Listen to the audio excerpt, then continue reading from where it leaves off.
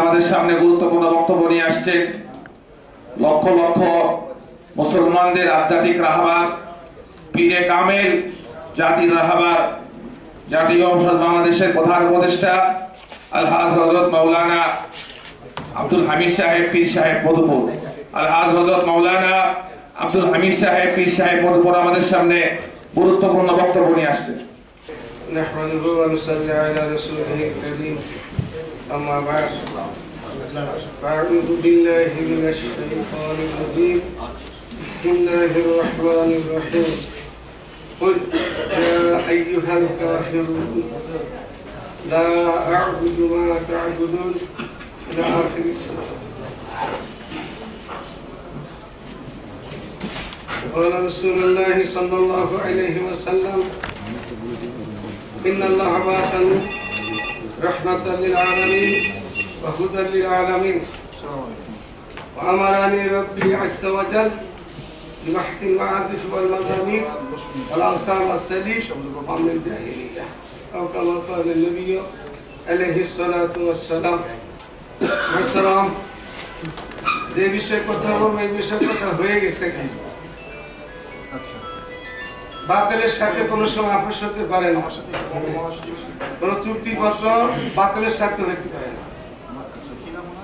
এই সূরার ভিতরে বাতিলরা আসছিল চুক্তিপত্র করতে, আল্লাহ নবী সবগুলাকে শেষ করে দিয়েছে। আমি আমাদের সরকার বাহাদুরকে একটা কথা বলবো, উনি মদিনার সনদ নিয়ে দেশ চালাবেন, এখানে এটা উনি তা করেন নাই, একটা অন্যায় করছে জাতির সাথে।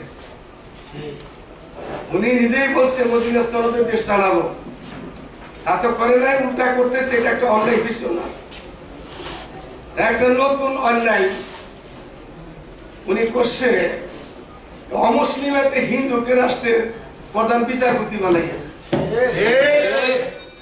এই দেশে মুসলমানদের মধ্যে মাদ্রাসার ছাত্র শতকরা 3 জন বা 3.5 জন, আর সব স্কুল কলেজের ছাত্র। স্কুল কলেজের ছাত্রীর মধ্যে ভার্সিটির মধ্যে কি এই দেশের প্রধান বিচারপতি হওয়ার লোক ছিল না? আমার কথা বলেন না কেন? বহুত ছিল।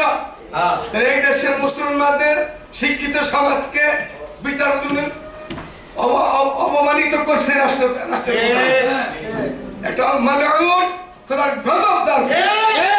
এরকম একটা লোককে আমাদের দেশের প্রধান বিচারপতি বানাইছে। আমি ছোট বড় মাহফিলে বলতাম একটু অশান্তি তৈরি করলো।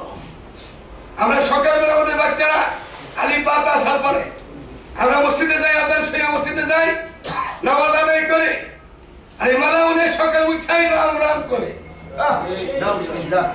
হরে রাম করে। ওই কোনদিনকে আমাদেরকে কোরআনের সবক দিবে হাইকোর্টের সামনে, ও তো কোরআন পড়তে জানলো, মুসলিম পড়তেও পারে, শুইতে পারবে না।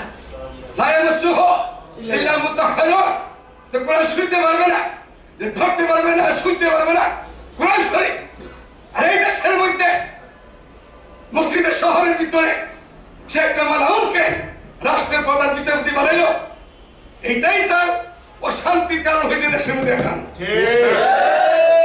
এই মালাউন রাষ্ট্রের প্রধান হইয়া হাইকোর্টের সামনে মূর্তি দিতেছে, বিদেশি পর্বদের কথায় সেই কাজ করছে। সরকারের জন্য কলম পেটা, হাসিনার জন্য এটা মুখ, অচিরেই এর জন্য হাসিনার বিপদ আসতেছে।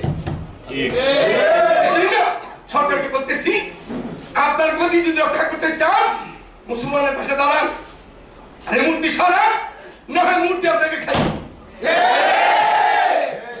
আপনারা মূর্তি বানাই দিব, আল্লাহ আমাদের দেশকে হেফাজত